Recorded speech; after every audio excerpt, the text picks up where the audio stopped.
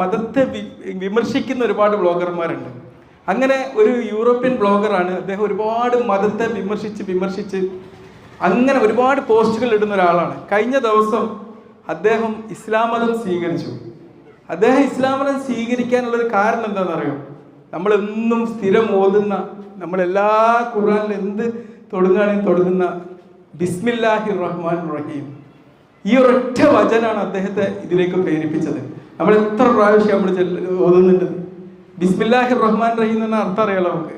പരമകാരുണ്യവാനും കരുണാനിധിയുമായ അള്ളാഹുവിൻ്റെ അല്ലെങ്കിൽ ദൈവത്തിൻ്റെ തിരുനാമത്തിൽ ആരംഭിക്കുന്നു എന്ന്. അദ്ദേഹം അതുവരെ വിചാരിച്ച എല്ലാ കാര്യങ്ങളും ഈ 2 വാക്കിൽ ഇല്ലാതാവുക ചെയ്തത്.